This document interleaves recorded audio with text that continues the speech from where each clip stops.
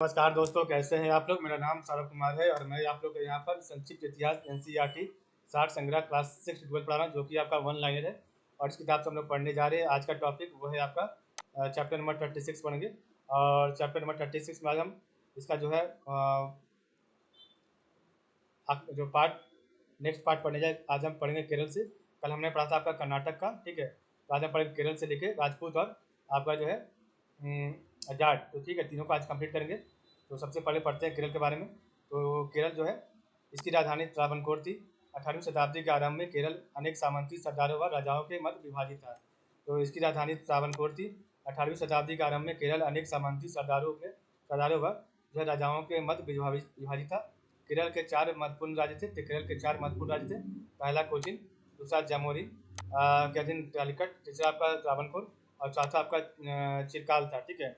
तो केरल के चार महत्वपूर्ण राज्य थे, कोचिन, जामोरिन के अधीन कालीकट और तीसरा आपका त्रावणकोर और चौथा चिरकाल था, ठीक है। तो कोचिन, जामोरिन के अधीन कालीकट, तीसरा आपका त्रावणकोर और चौथा आपका चिरकाल था। त्रावणकोर राज्य को 1729 ईस्वी के बाद राजा मार्तांड वर्मा के नेतृत्व में प्रमुखता मिली। उसने राज्य के सामंतों को पराजित किया, किलोन व इलायादाम को जीत लिया और डचों को हराकर केरल में उनकी राजनीतिक सत्ता को समाप्त कर देते, ठीक है।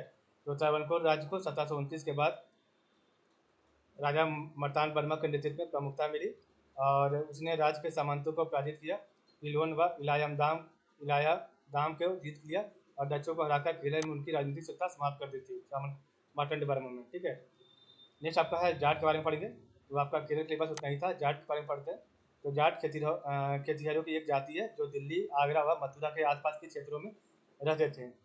तो जाट खेतिहरों की एक जाति है जो दिल्ली, आगरा व मथुरा के आसपास के क्षेत्रों में रहते थे। मथुरा के आसपास के जाट किसानों ने 1669 ईस्वी में और फिर 1688 ईस्वी में अपने जाट जमींदारों के नेतृत्व में विद्रोह किया। तो मथुरा के आसपास के जाट किसानों ने 1669 ईस्वी में और फिर 1688 ईस्वी में अपने जाट जमींदारों के नेतृत्व में विद्रोह किया था। औरंगजेब की मृत्यु के बाद जाटों ने दिल्ली के चारों ओर अशांति पैदा कर दी। तो औरंगजेब की मृत्यु के बाद जाटों ने जो है दिल्ली के चारों ओर अशांति पैदा कर दी। जाट विद्रोह जमींदारों के नेतृत्व में मूलतः एक जो है कृषक विद्रोह था। जाटों ने गरीब हो या धनी, जागीरदार हो या किसान, हिंदू हो या मुसलमान, सभी को लूटा। तो औरंगजेब की मृत्यु के बाद जाटों ने दिल्ली के चारों ओर अशांति पैदा कर दी।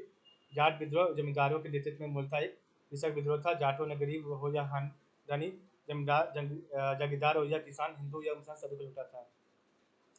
तो इसका राजा था चूड़ामन, 1690 से लेकर 1721। तो सबसे पहले चूड़ामन के बारे में पढ़ेंगे, ठीक है। तो जिसका शासन था 1690 से लेकर 1721 तक। तो चूड़ामन 1700 में भरतपुर राज की नींव डाली। तो चूड़ामन ने 1700 ईस्वी में भरतपुर राज की नींव डाली। उसने थिन नामक स्थल पर एक सुदृढ़ जो है दुर्ग बनाया तथा मुगलों की शक्ति को चुनौती दी। तो चूड़ामन ने 1700 ईस्वी में भरतपुर राज की नींव डाली। उसने थिन नामक स्थल पर एक जो है सुदृढ़ दुर्ग बनाया तथा मुगलों की शक्ति को चुनौती दी। बदन सिंह आपका 1721 से लेकर 1756 तक। तो बदन सिंह 1721 से लेकर 1756 तक। तो बदन सिंह ने अपनी शक्तिशाली सेना बनाई तथा डिंग, कुंभेर, बेद और भरतपुर में 4 दुर्ग बनाए। अहमद शाह अब्दाली ने बदन सिंह को राजा की उपाधि दी, जिसमें महेंद्र शब्द जोड़ा गया था। तो बदन सिंह अपनी शक्तिशाली सेना बनाई तथा डिंग, कुंभेर, बेद और भरतपुर में 4 दुर्ग बनाए, ठीक है। अहमद शाह अब्दाली ने बदन सिंह को राजा की उपाधि दी थी, जिसमें महेंद्र शब्द जोड़ा गया था, राजा महेंद्र बदन सिंह, ठीक है। नेक्स्ट आपका है सूरजमल, जिसका समय था 1756 से लेकर शासन काल 1763 तक, ठीक है। तो बदन सिंह के बाद जाटों का नेतृत्व सूरजमल ने किया। जाट सत्ता सूरजमल के नेतृत्व में अपनी उच्चतम गरिमा पर पहुंच गई थी। सूरजमल ने 1756 से लेकर 1763 तक शासन किया। सूरजमल ने अपना अधिकार एक बड़े क्षेत्र पर कायम किया, जो पूर्व में गंगा से लेकर दक्षिण में चंबल तथा पश्चिम में आगरा के सूबे से लेकर उत्तर में दिल्ली के सूबे तक फैला था, ठीक है। तो सूरजमल 1756 ईस्वी से 1763 तक शासन किया। सूरजमल ने अपना अधिकार एक बड़े क्षेत्र पर कायम किया, जो पूर्व में गंगा से लेकर दक्षिण में चंबल तथा पश्चिम में आगरा के सूबे से लेकर उत्तर में दिल्ली के तक फैला हुआ था। मुगल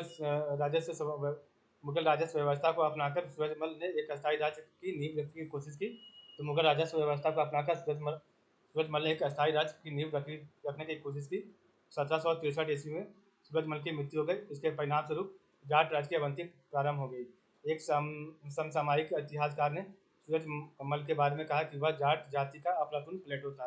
तो एक समसामयिक इतिहासकार ने सूरजमल के बारे में कहा कि वह जाट जाति का अफलातून प्लेटो था। ठीक है, तो हमने पढ़ा आपका चूड़ामन के बारे में, चूड़ामन, भदन सिंह, सूरजमल और आपका, ठीक है। तो नेक्स्ट आपका है जवाहर सिंह, तो 1764 से लेकर 1768 तक। तो आपका जो है सूरजमल के बाद आपका जो है जवाहर सिंह बना शासक जाटों का। ठीक है, 1764 से लेकर 1768 तक। इसकी मृत्यु के बाद क्रमशः रतन सिंह, केसरी सिंह, रंजीत सिंह और रणधीर सिंह शासक हुए। तो इसकी मृत्यु के बाद, जवाहर सिंह की मृत्यु के बाद, रतन सिंह, केसरी सिंह, रंजीत सिंह और रणधीर सिंह, तो रतन सिंह, केसरी सिंह, रंजीत सिंह और रणधीर सिंह शासक हुए। 1805 ईस्वी में रणधीर सिंह ने अंग्रेजों की अधीनता स्वीकार कर ली थी। 1805 ईस्वी में रणधीर सिंह ने अंग्रेजों की अधीनता स्वीकार कर ली थी। ठीक है, तो जवाहर सिंह 1764 से लेकर 1768 तक। इसकी मृत्यु के बाद क्रमशः रतन सिंह, केसरी सिंह, रंजीत सिंह और रणधीर सिंह शासक हुए। 1805 ईस्वी में रणधीर सिंह ने अंग्रेजों की अधीनता स्वीकार कर ली थी। नेक्स्ट पढ़ेंगे हम राजपूत के बारे में। तो औरंगजेब की मृत्यु के बाद राजपूत शासकों ने मुगल साम्राज्य के बंधन से अपने आप को मुक्त करने के प्रयास किए। जोधपुर और आमेर के शासक, तो जोधपुर और आमेर के शासक को क्रमशः गुजरात और मालवा का सूबेदार बनाया गया था। ठीक है, और तो औरंगजेब की मृत्यु के बाद राजपूत शासकों ने मुगल साम्राज्य के बंधन से अपने आप को मुक्त करने का प्रयास किया। जोधपुर और आमेर के शासकों को क्रमशः गुजरात और मालवा का सूबेदार बनाया गया। इस काल में सबसे श्रेष्ठ राजपूत शासक आमेर का सवाई जय सिंह था। ठीक है, इस काल का सबसे सर्वश्रेष्ठ राजपूत शासक आमेर का सवाई जय सिंह था। 1699 से लेकर 1743 तक था। और सवाई जय सिंह की सबसे बड़ी विशेषता यह थी कि वह एक महान खगोल शास्त्री भी था। उसने खगोल के अध्ययन के लिए दिल्ली, जयपुर, वाराणसी, दिल्ली, उज्जैन और मथुरा में वेधशाला स्थापित किया था। ठीक है, तो आपका जो इस काल में सबसे श्रेष्ठ राजपूत शासक आमेर का सवाई जय सिंह था। सवाई जय सिंह की सबसे बड़ी विशेषता यह थी कि वह एक महान खगोल शास्त्री भी था। उसने खगोल के अध्ययन के लिए दिल्ली, जयपुर, वाराणसी, उज्जैन और मथुरा में वेधशालाएं स्थापित किया था। सवाई जय सिंह ने 1722 में जयपुर शहर की स्थापना की थी। तो सवाई जय सिंह ने 1722 में जयपुर शहर की स्थापना की थी। आमेर के राजा जय सिंह, तो आमेर के राजा जय सिंह को अपने शासनकाल में 2 अश्वमेध यज्ञ करवाने का श्रेय दिया जाता है। तो आमेर के राजा जय सिंह को अपने शासनकाल में 2 अश्वमेध यज्ञ करवाने का श्रेय दिया जाता है। ठीक है, इस प्रकार हमने पढ़ा आज का वीडियो। तो आज के लिए बस इतना ही। आप लोग का बहुत बहुत धन्यवाद।